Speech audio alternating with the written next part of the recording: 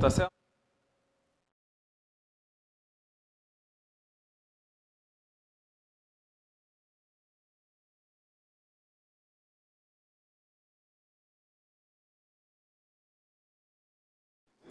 Fala galera, beleza?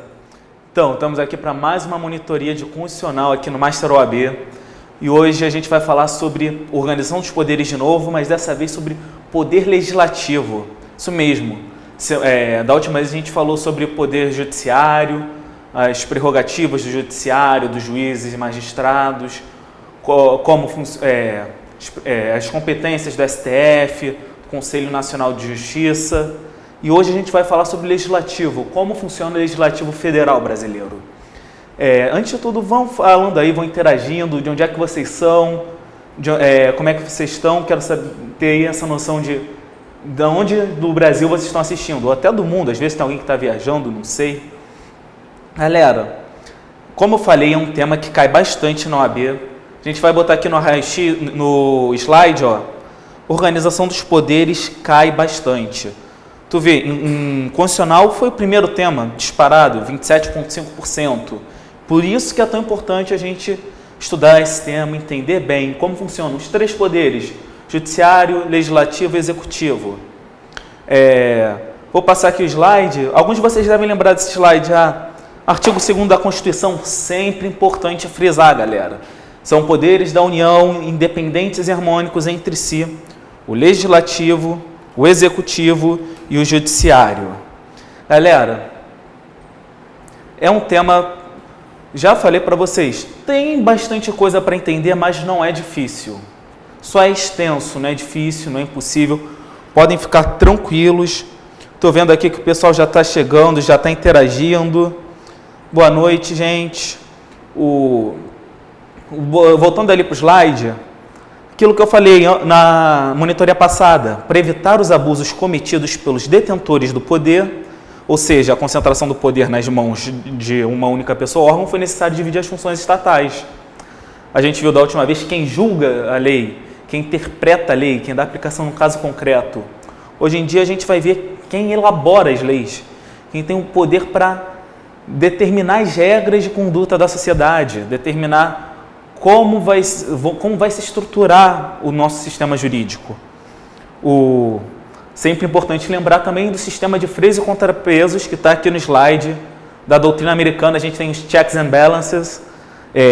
Deste modo, os três poderes são autônomos e independentes, porém subordinados ao princípio da harmonia. É justamente esses freios e contrapesos, essa atuação de um poder fiscalizar e frear as atitudes de outro poder, que vai trazer essa harmonia, que vai trazer esse equilíbrio, esse balanço necessário.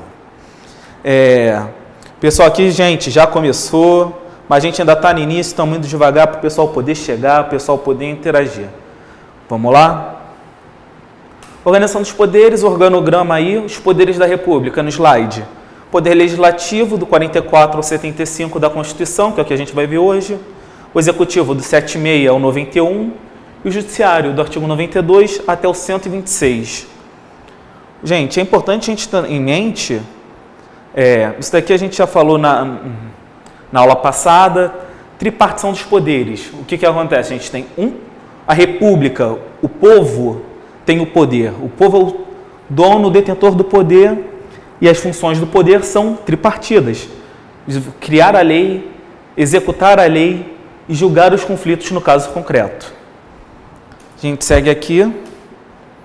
Todos os poderes desempenham funções típicas, gente. Já falei isso também na aula. Clarissa, tenta atualizar o navegador. Desculpa, gente, só porque eu estou vendo aqui. Clarissa está tendo problemas de conexão. Tenta atualizar o navegador. Tenta reiniciar o modem se tiver problema, porque o pessoal aqui está falando que está tudo bem. A gente tem outros alunos acompanhando. Talvez seja um probleminha com você. Gente... Só um instante, a gente está vendo aqui que tem um pessoal também que agora está se manifestando, dizendo que está sem conexão. Gente, talvez seja um probleminha aí. Tenta reiniciar a internet, porque eu estou vendo aqui o pessoal que está dizendo que tem, o pessoal que está dizendo que não tem. Todos os poderes, como eu falei, têm funções típicas e atípicas. As funções típicas são as principais, é o que faz normalmente. O judiciário, ele julga, o legislativo, ele faz leis. E as funções atípicas são aquelas necessárias para o bom andamento dos trabalhos dos poderes. Então, por exemplo, o legislativo pode prover cargos, pode realizar concursos. O judiciário, embora julgue a lei, ele vai elaborar o próprio regimento interno dos tribunais, vai fazer a sua própria projeção na lei orçamentária. Isso aí é tudo bem simples. E, como a gente viu antes, isso é uma das manifestações do sistema de freios e contrapesos. Ou seja, um poder não fica preso às atribuições do outro. Por exemplo, o presidente da República se viu prejudicado por uma decisão do STF e aí decide diminuir muito o orçamento do tribunal. Isso seria um arbítrio, assim, embora tenham funções divididas, o executivo aí estaria coagindo o judiciário a julgar da maneira que ele gostaria. Isso, com certeza, não é conforme a nossa Constituição. Isso não está em consonância com o princípio da harmonia. Então, dessa forma, por mais que tenham suas funções típicas, os poderes podem também desempenhar funções atípicas para o bom andamento dos seus trabalhos. Pessoal, aqui tá rolando a aula, beleza? E aqui é aquele quadrinho que eu mostrei na aula passada, gente. Organização dos poderes. A gente vê aqui, ó, legislativo tem como função típica legislar, fiscalizar contábil, financeiro e orçamentário o patrimônio da União. E, como função atípica, pode dispor sobre sua organização, prover cargos, licença de servidores. E tem uma função também típica jurisdicional, que é julgar o presidente da República, os ministros de estados, comandantes da aeronáutica, por crimes de responsabilidade no exercício do mandato. O executivo pratica atos de chefia de Estado, chefia de governo e atos de administração.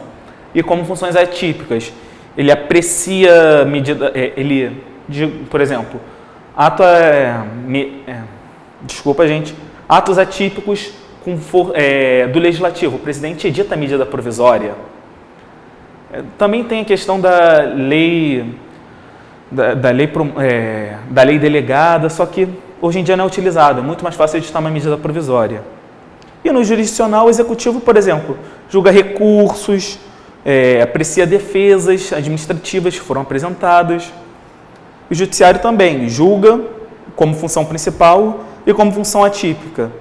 Edita o regimento interno de seus tribunais, que é uma função legislativa, e concede licença e férias aos magistrados serventuários. Isso é a função atípica do executivo. Isso teria uma função normalmente associada ao executivo.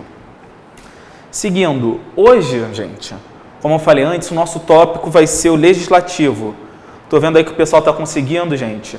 Quem tiver com dificuldade, reinicia o navegador ou então tenta reiniciar o modem de internet, em que a internet está funcionando, o pessoal está conseguindo assistir. Às vezes é um probleminha que você está tendo aí, então faz esses passos aí para a gente continuar firme na aula.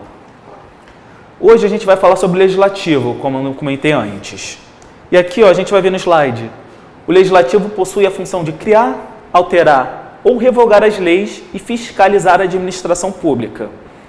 E como ressaltou lá no slide anterior, essa função de fiscalizar do poder legislativo é feita com auxílio do Tribunal de Contas. No âmbito da União, o Tribunal de Contas da União.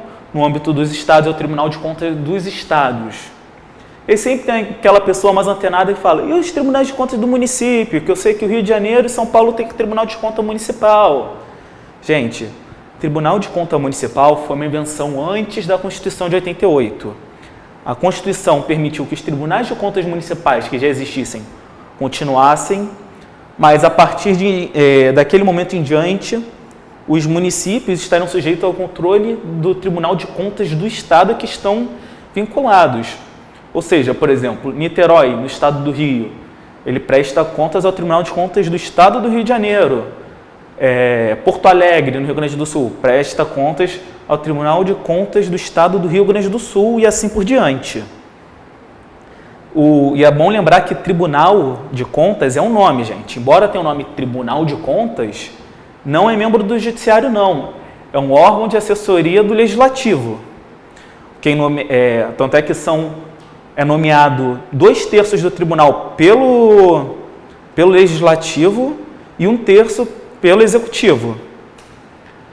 Seguindo, a gente vai ver aqui no artigo 44 como é composto o Judiciário brasileiro, o Judiciário Federal brasileiro. Artigo 44. O Poder Legislativo Legislativo. O Poder Legislativo é exercido pelo Congresso Nacional, que se compõe da Câmara dos Deputados e do Senado Federal. Gente, só isso aí já chama atenção pra gente. Isso quer dizer o quê? Que o nosso Legislativo Federal, ele é bicameral, ou seja, ele tem 2 casas. O que o artigo 44 está dizendo é que a gente tem um Congresso Nacional. E o Congresso Nacional, ele é composto por 2 casas, a Câmara dos Deputados e o Senado Federal. É basicamente isso que está dizendo. Então, a gente percebe aí que a gente tem 3 órgãos, digamos assim. A gente tem o Congresso Nacional, que tem suas atribuições, e ele é composto por Câmara dos Deputados, que tem suas atribuições próprias, e Senado Federal, que também tem suas atribuições próprias. Aí a gente vai ver, cada legislatura, gente, o que é legislatura? Legislatura é um período de 4 anos, onde os parlamentares exercem seus mandatos. A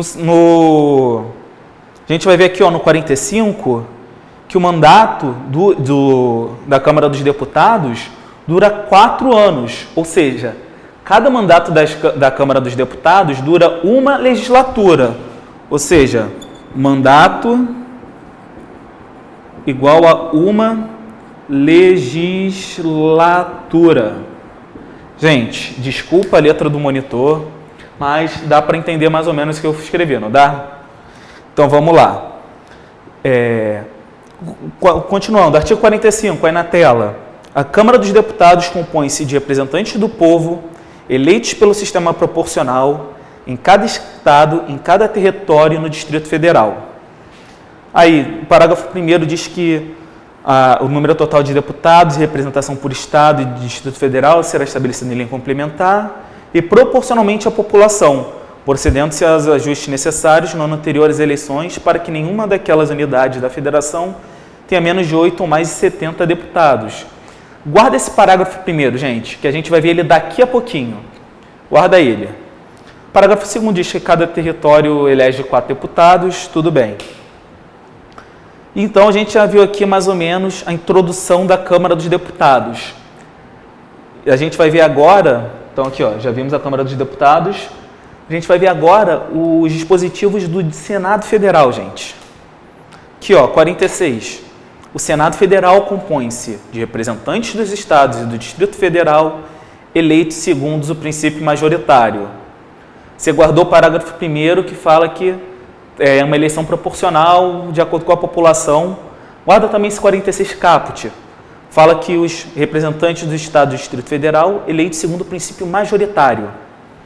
Parágrafo 1º. Cada Estado e o Distrito Federal elegerão 3 senadores com mandatos de 8 anos. Gente, a gente viu aqui a Câmara dos Deputados, os congressistas, os deputados federais, eles têm um mandato de 4 anos ou uma legislatura.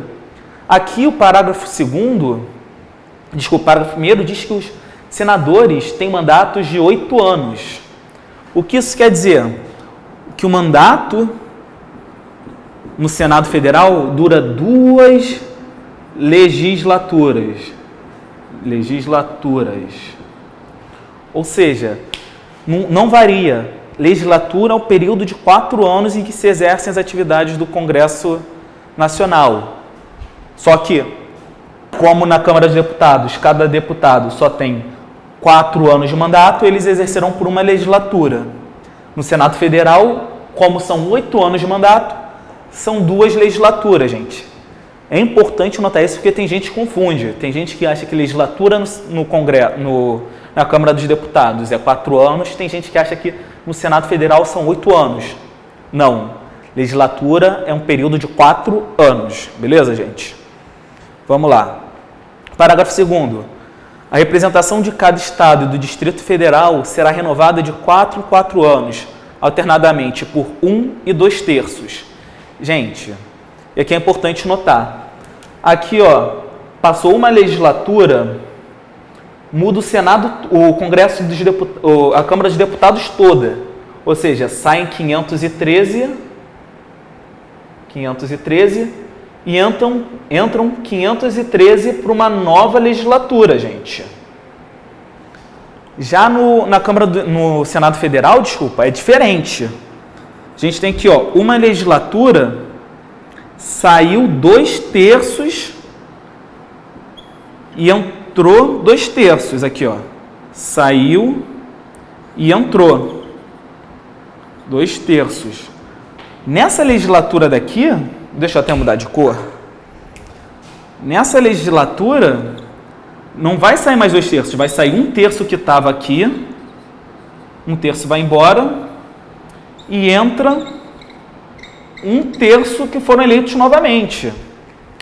Ou seja, vai renovando em ciclos, não é tipo na Câmara dos Deputados que limpa tudo e entram novos. Então, isso daí a gente anota. De 4 em 4 anos vai ter uma renovação na Câmara dos Deputados, mas no Senado Federal, mas não vai ser total. Porque, gente, 8 anos é um tempo de mandato muito longo. Imagina os mesmos representantes, todos os mesmos representantes, são 3 senadores por estado, então são 81 senadores. Imagina 81 pessoas naquele mesmo cargo durante 8 anos. Se formam muitos conluios, se formam muitos grupos de interesses, muitos grupos de influência. Então é importante dessa oxigenada, dessa renovada. Ou seja, você vai manter a representatividade dos estados, mas vai renovando ela periodicamente. O pessoal aí, gente, alguma dificuldade até então, alguma dúvida? Pode falar a qualquer momento, eu estou acompanhando o chat, só perguntar que eu respondo. E aí, vamos voltar lá. 46, parágrafo 2º, a representação é renovada. Parágrafo 3º, cada senador é eleito com 2 suplentes. Caso aconteça alguma coisa com o senador, ele passe mal, ou até mesmo seja chamado para um cargo de ministro, tem alguém para substituí-lo. Ok. 47, salvo disposição constitucional contrário, as deliberações de cada casa e suas comissões serão tomadas por maioria dos votos, presente a maioria absoluta de seus membros. Ou seja, isso aqui fala, em via de regra, não é tudo decidido no plenário. A gente viu, tipo, no julgamento do impeachment, que estava lá a Câmara dos Deputados inteira votando pela admissibilidade do processo de impeachment. Aquilo dali de estar todo o plenário reunido, gente, aquilo dali é exceção. No geral, se formam pequenas comissões de trabalhos na Câmara e no Senado, e essas comissões é que deliberam, que põem para votação, e aí vai passando. Normalmente os processos são apreciados, as propostas de leis e outros projetos legislativos são apreciados em mais de uma comissão, ou então cria-se uma comissão especial, mas aquilo dali, aquela galera toda ali junta, aquilo dali é exceção, não é a regra. Vocês se lembram que eu pedi para guardar informação de votar proporcionalmente na Câmara dos Deputados ou voto por maioria no Senado Federal, gente? Então, a gente vai falar disso agora. A gente vai falar dos sistemas eleitorais aí no slide, ó.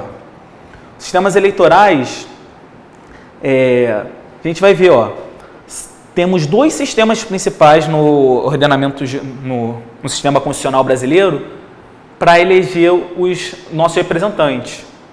E engraçado notar que nas 2 casas legislativas, em cada uma, a gente usa um sistema diferente. A gente vai ver aqui, ó, sistemas eleitorais. O primeiro no slide é o sistema proporcional, que dá importância ao número de votos válidos. ao partido político, gente. Então, vocês já ouviram aquela história de que você, quando vota para deputado, isso também vale para deputado estadual, vale para vereador. Quando você vota no candidato, você não está votando só no candidato, você está votando no partido. Eles partem do pressuposto, o partido tem uma certa unidade de pensamento, uma certa coerência ideológica, e o seu voto não vai somente para o seu candidato, vai para o seu candidato e para o partido. E aí tem uma conta um pouco complicada, que é aquilo que a gente chama de coeficiente eleitoral, e isso define quantas vagas cada partido terá na Casa Legislativa, que no caso, na Câmara dos Deputados. Ou seja, aqui dá-se importância aos votos ao candidato e aos votos ao partido. É uma representação proporcional. E é importante lembrar que, como representa o povo, ele está representando proporcionalmente o povo. Então, tinha aquela informação também que cada estado terá no mínimo 8, no máximo 70 deputados adequados à sua população. Ou seja, São Paulo, que é o estado mais populoso do país, tem 70 deputados. E o Rio de Janeiro tem, acho que 30 e pouco, se eu não me engano. Mas tem estados no Nordeste, que são menos populosos, que tem 8 deputados. Então, você vê que tem uma proporção aí. Quanto mais pessoas, mais membros eles elegem para a Casa Legislativa. Isso é até para tentar refletir a diferença de população em cada uma dessas regiões. Você vai tentar, por exemplo, como São Paulo tem muito mais pessoas, logo faz mais sentido que eles elejam mais candidatos. Mas também não pode ficar desproporcional, porque vamos supor que sem esse limite São Paulo tivesse mais de 200 deputados. O nosso Congresso hoje tem 513. Imagina, São Paulo quase metade dos congressistas, ia ficar muito desigual. E aí, representante do povo, tudo bem. O próximo sistema eleitoral é o sistema majoritário, que o artigo 46 do caput da Constituição Federal diz que é o sistema que se elege os senadores. Os senadores, gente, eles não representam o povo.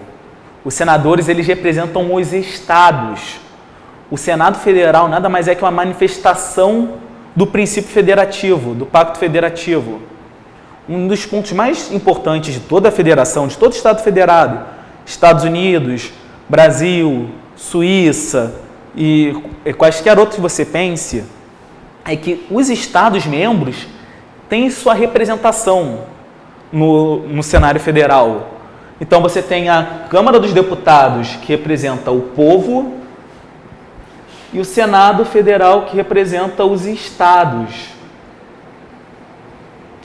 Por isso que é eleito por sistema majoritário. Por isso que cada estado no Senado Federal elege a mesma quantidade de senadores.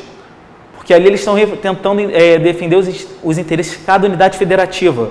Estado, Distrito Federal e aí por diante. E aí, o sistema proporcional faz aquela continha que eu falei, o coeficiente eleitoral, o sistema majoritário não. Quem tiver maior quantidade de votos, leva. Quando se reelege deputado, senador, normalmente a gente elege um em 4 anos e depois mais 2, depois de mais 4 anos.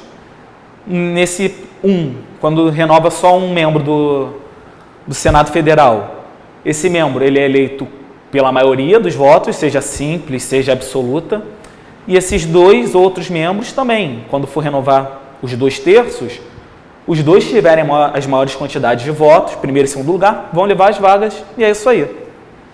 A gente vai ver aqui, gente, desculpa ali o cabeçalho, tá Poder Judiciário mais Poder Legislativo, um quadrinho resumo, um quadrinho esquema do Legislativo Federal. A gente vê aí em cima o Congresso Nacional, que está dividido em 2 casas, Câmara dos Deputados e Senado Federal. A Câmara dos Deputados representa o povo, o Senado representa os estados e o Distrito Federal. A Câmara dos Deputados os deputados são eleitos pelo sistema proporcional, o Senado Federal e os senadores são eleitos pelo majoritário. São 513 deputados na Câmara dos Deputados, 81 senadores no Senado. Mandato de 4 anos para a Câmara, mandato de 8 para o Senado. Ou seja, mandato de uma legislatura para a Câmara dos Deputados e de 2 legislaturas para o Senado. E aí a gente tem idade mínima. 21 anos para os deputados, 35 para os senadores. E, gente, rapidinho, é sempre bom você ter noção das idades dos membros dos cargos eletivos. A idade mínima de 18, desculpa, gente, 18 anos, vereador, 21,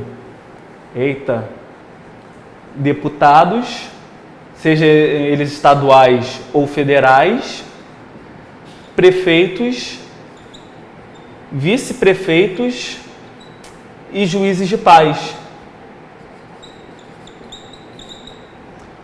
Aí, 30 anos, governador e vice.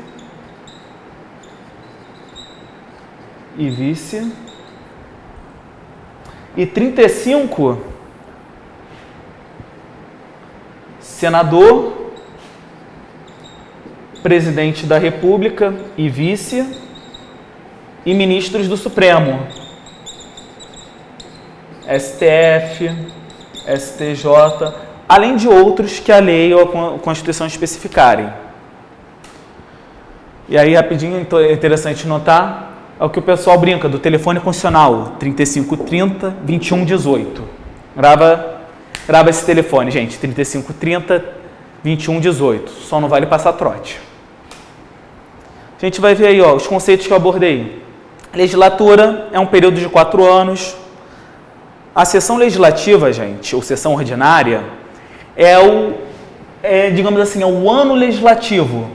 É o período no ano em que as atividades legislativas se desenvolvem. Ou seja, de 2 de fevereiro a 17 de julho, aí tem um intervalinho, e de 1º de agosto a 22 de dezembro. Vocês estão com alguma dúvida aí, gente? Está tudo funcionando? Beleza. Sessão legislativa, já falamos. Sessão preparatória. Gente, a cada legislatura, então, passou aquele período de 4 anos de uma legislatura, vai ter uma nova legislatura dia 2 de fevereiro, começa na sessão legislativa ordinária. Quando renova as casas, um dia antes tem a sessão preparatória. O que é a sessão preparatória? Eles se reúnem para dar posse aos membros. No caso da Câmara dos Deputados, a todos os novos membros. No caso do Senado Federal, aos membros dessa renovação que entrou, de 1/3, 2/3. E também elegem as mesas, mesa do Senado, mesa da Câmara dos Deputados, mesa do Congresso Nacional. E temos a sessão conjunta, gente. A sessão conjunta, ela tem algumas hipóteses especiais que estão aí no slide. Ou seja, na hipótese de iniciar a sessão legislativa, elaborar o regimento comum, ou seja, o regimento do Congresso Nacional, regular a criação de serviços comuns às 2 casas, receber o compromisso do presidente e do vice-presidente da República e conhecer do veto sobre ele deliberar. Em todas essas hipóteses, a gente reúne a Câmara dos Deputados e o Senado Federal. Vai ser uma sessão conjunta, o próprio nome explica. Câmara dos Deputados e Senado Federal juntos para receber o compromisso do presidente, deliberar sobre um veto, inaugurar a sessão legislativa, por fim. Aqui tem dois conceitos interessantes também. O recesso parlamentar, que são as férias parlamentares, fora do período ordinário, ou seja, entre sessões legislativas, ou seja, de 18 a 31 de julho e de 23 de dezembro a 1º de fevereiro. Você monta uma linhazinha do tempo, você vai ver que é justamente quando não tem sessão legislativa, é o recesso parlamentar. E as sessões extraordinárias? As sessões extraordinárias, elas acontecem durante o recesso. A gente olha aí, ó, ocorre fora do período ordinário. 2 hipóteses, quando é convocado pelo presidente do Senado Federal, quando do Senado Federal, no caso de decretação de estado de defesa ou intervenção federal, ou de autorização para decretação de estado de sítio e para o compromisso ou posse do presidente. Hipótese segunda, é convocado pelo presidente da República, pelos presidentes da Câmara dos Deputados ou do Senado, ou a requerimento da maioria de ambas as casas, caso de urgência ou interesse público relevante. e todos, hipóteses e incisos, tem que ter aprovação da maioria absoluta de cada uma das casas do Congresso Nacional. E é importante notar que tem que ter um objetivo específico. Não pode convocar uma sessão extraordinária para deliberar sobre pauta que ficou parada ou pauta que você pretende tocar só lá no início do ano que vem. Tem que ser um objetivo específico. Apreciar algum projeto de lei importante. Por exemplo, questão de lei orçamentária. Vamos supor que extrapolou o gasto da lei orçamentária perto do final do ano. E o governo não pode parar, gente. O governo tem que continuar, só que tem que ter autorização legislativa para gastar. Então, aí o presidente vai chamar uma sessão extraordinária para deliberar sobre o aumento do limite da lei orçamentária para que os serviços não parem, então, no seguinte. É bom tu ter esses conceitos em mente, porque muitas vezes cai na questão e você não sabe responder porque você não conhece ali a terminologia, você não conhece exatamente o que significa essa expressão. Aqui a gente vai ver como é cobrado no exame de ordem, gente. A gente vê aqui a questão. O Congresso Nacional e suas respectivas casas se reúnem anualmente para atividade legislativa. Com relação ao sistema constitucional brasileiro, assinale a alternativa correta. Legislatura, período entre 22 de fevereiro a 17 de julho e 1º de agosto a 22 de dezembro. Sessão legislativa, os 4 anos equivalente ao mandato dos parlamentares. Sessão conjunta, reunião da Câmara dos Deputados e Senado, destinada, por exemplo, a conhecer do veto presidencial e sobre ele deliberar. E sessão extraordinária, que ocorre por convocação do presidente do Senado, o presidente da Câmara ou da República, e mesmo por requerimento da maioria dos membros de ambas as casas, para, excepcionalmente, inaugurar a sessão legislativa e eleger as respectivas mesas diretoras. Gente, todos esses erros que estão aqui na questão, a gente já abordou. A gente vai ver, a legislatura, ela não é esse período exato. A gente vai voltar aqui, vou mostrar para vocês. Legislatura de 2 de fevereiro a 17 de julho e de 1º de agosto a 22 de setembro. Sessão legislativa, os 4 anos equivalentes ao mandato dos parlamentares? Não, gente. Os 4 anos de mandato dos parlamentares, para a Câmara dos Deputados, para o Senado Federal, os senadores têm 2 sessões legislativas. Desculpa, 2 legislaturas. Vamos pular essa. E letra D, sessão extraordinária, a que ocorre por convocação ou do presidente do Senado, ou da Câmara, ou da República, e mesmo por requerimento da maioria dos membros de ambas as casas, para, excepcionalmente, inaugurar a sessão legislativa e eleger as mesas diretoras. Gente, isso é a sessão preparatória, gente. Isso daí a gente viu, sessão preparatória. A gente vai ver aqui, correta a letra C. A sessão conjunta é quando Câmara e Senado se juntam para conhecer do veto e sobre ele deliberar. A gente vai ver aqui no próximo slide quais são as atribuições de cada órgão do Poder Legislativo. A gente vê Congresso Nacional, tem atribuição no artigo 49, resolver sobre tratados, acordos ou atos internacionais que acarretem encargos ou compromissos gravosos ao patrimônio nacional, ou seja, não é qualquer tipo de encargo, não é qualquer tratado que vai ser deliberado. Autorizar o presidente a declarar guerra, a celebrar a paz, a permitir que forças estrangeiras transitem pelo território, autorizar que o presidente e vice se ausentem do país quando a ausência exceder 15 dias, aprovar estado de defesa, intervenção federal e autorizar estado de sítio, suscitar os atos normativos do Executivo que exorbitem do poder regulamentar ou dos limites de delegação legislativa, mudar temporariamente sede, por aí por diante. A Câmara dos Deputados sozinha, ela também tem suas atribuições no artigo 51 da Constituição. E são só 5 incisos, que é o inciso 1, autorizar por 2/3 de seus membros a instrução do processo contra o presidente e o vice e os ministros de Estado e proceder à tomada de contas do presidente, quando não apresentados ao Congresso, dentro de 60 dias após a abertura da sessão legislativa.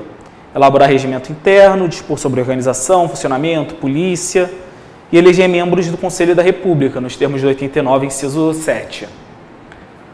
O Senado Federal tem umas atribuições maiores, estão no artigo 52, a gente vai ver aqui na tela, processar e julgar o presidente e o vice nos crimes de responsabilidade, bem como os ministros de estados, comandante da Marinha, Exército e Aeronáutica nos crimes de mesma natureza contra aqueles. Tem um exemplo também do inciso 10, que é suspender a execução no todo ou em parte de lei declarada inconstitucional por decisão definitiva do Supremo Tribunal Federal.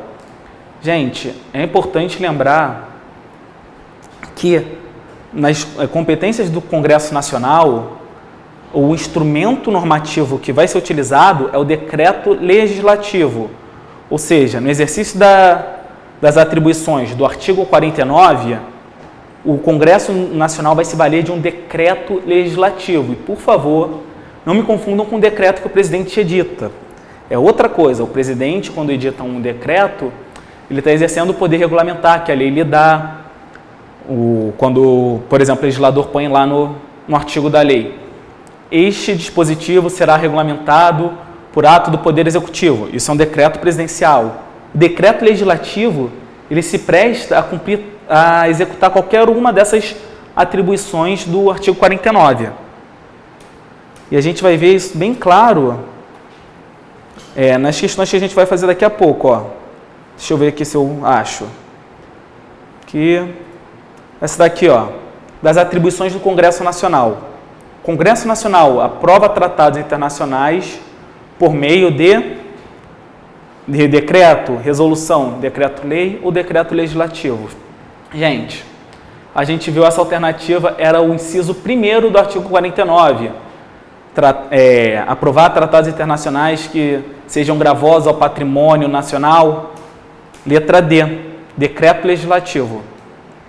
A gente vai voltar aqui um pouco os slides agora para falar sobre uns detalhezinhos que são importantes também ter em mente.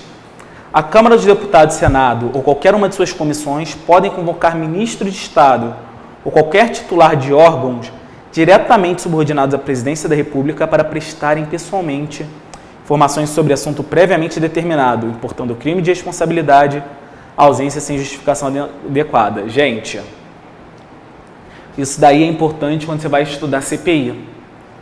Por quê? Porque a CPI tem a prerrogativa de intimar os ministros de Estado para deporem. Não só as comissões parlamentares de inquérito, as CPIs, mas qualquer comissão da da Câmara dos Deputados ou do Senado Federal ou uma comissão mista tem essa prerrogativa. Os ministros de Estado são obrigados a prestar informações.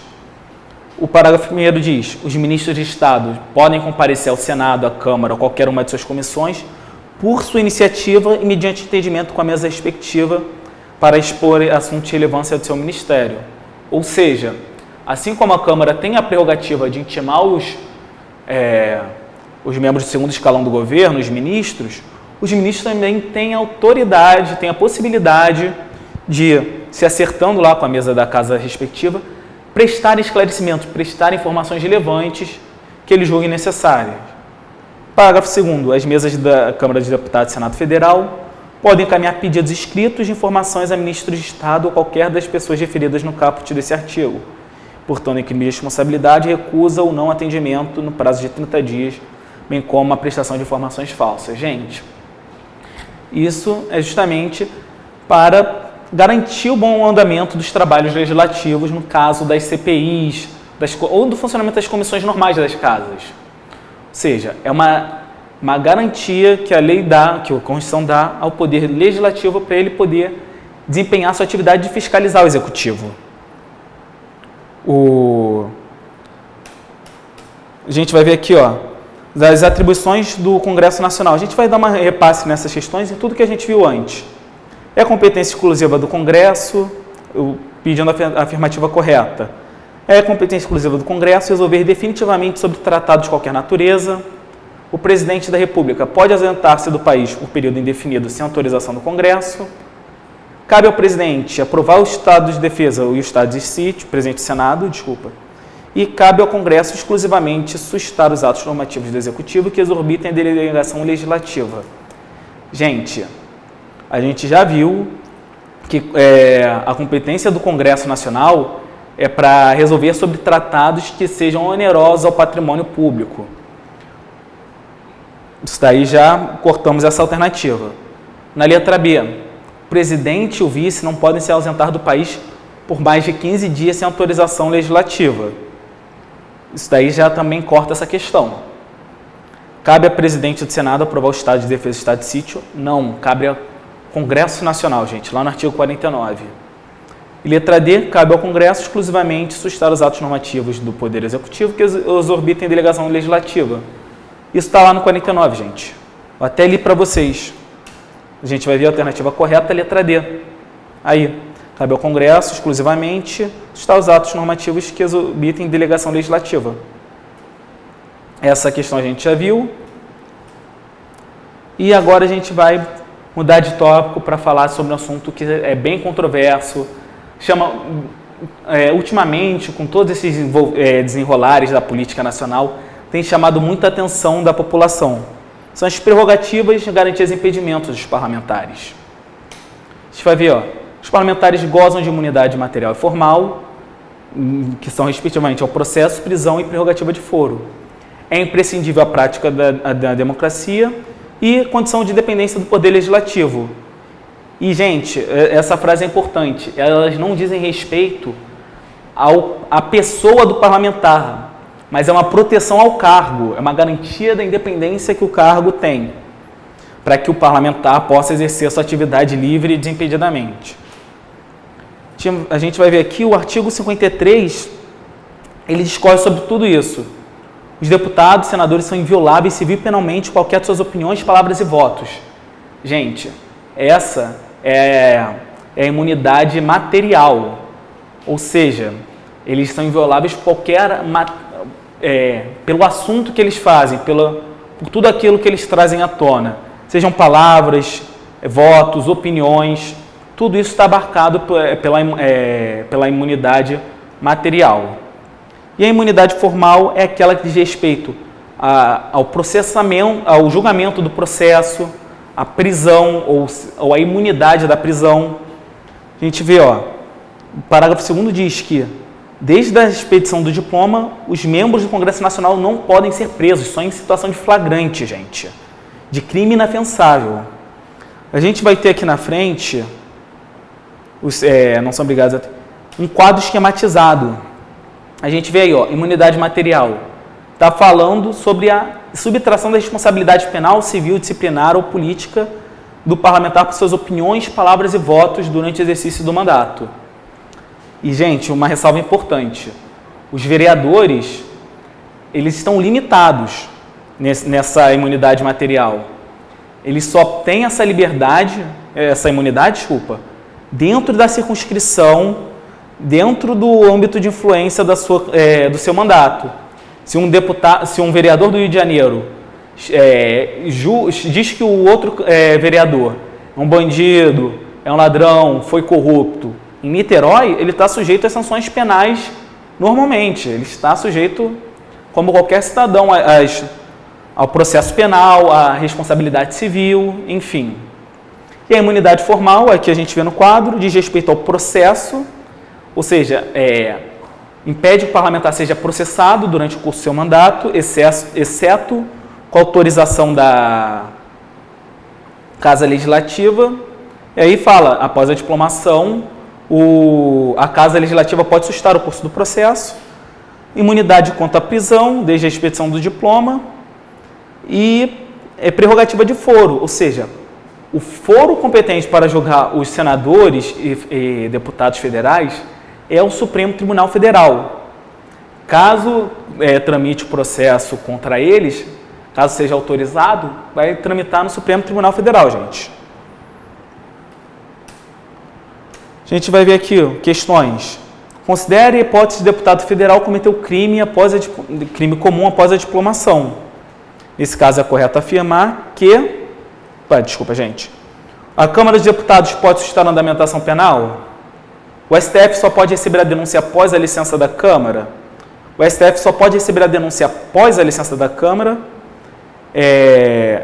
do Congresso, ou o Congresso Nacional pode suscitar a andamentação penal?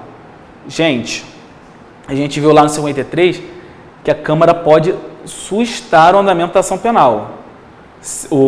A denúncia proposta Se a Câmara deixar percorrer em habeas o prazo, não, segue normal processo. Se a Câmara entender que é importante ou que, por exemplo, é uma retaliação à atividade legislativa ou qualquer outra coisa que seja, eles podem suscitar o andamento. A ação vai ficar parada e só vai ser julgada ao fim do mandato do deputado. E aí, importante notar, o prazo prescricional nesse período não corre.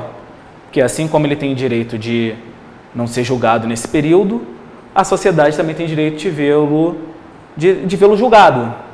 Então, não faria sentido, nesse caso, correr prazo prescricional. Aí, letra A, gabarito. Podemos ver aqui. A gente vai ver aqui, outra questão de prerrogativa de deputado. Deputado federal Y foi objeto de extensa investigação em diversas reportagens jornalísticas que indicaram a sua participação em fraudes contra a Previdência Social. Além disso, inquéritos da polícia chegaram a fortes indícios de diversas práticas criminosas por uma quadrilha por ele liderada. O Ministério Público ofereceu denúncia contra 7 acusados, incluindo o parlamentar. Com relação ao caso apresentado, assinale a afirmativa correta. Letra A. Os deputados não podem ser presos em hipótese alguma, pois são invioláveis na forma prevista da Constituição da República. Gente já viu que essa questão já está errada, essa alternativa já está errada. O processo criminal contra o deputado federal deverá tramitar perante o STJ e tem procedimento especial previsto em lei. Como a gente viu, os deputados federais têm a prerrogativa de serem julgados no STF e não no STJ. Também já está errada de plano. O tribunal competente, recebida a denúncia contra o deputado por crime ocorrido após diplomação, dará ciência à Câmara dos Deputados, que poderá sustar o andamento da ação por iniciativa de partido político nela representado, pelo voto na maioria dos seus membros até a decisão final. Gente, isso está escrito no artigo 53. Isso está lá num dos parágrafos do artigo 53. É literalidade do texto, praticamente. Vamos para a letra D. Os membros do Congresso Nacional, desde a expedição do diploma, não poderão ser processados criminalmente sem prévia licença de sua casa. Não sendo concedida a licença, ficará suspensa a prescrição até o fim do mandato. Gente, a gente viu que é justamente o contrário.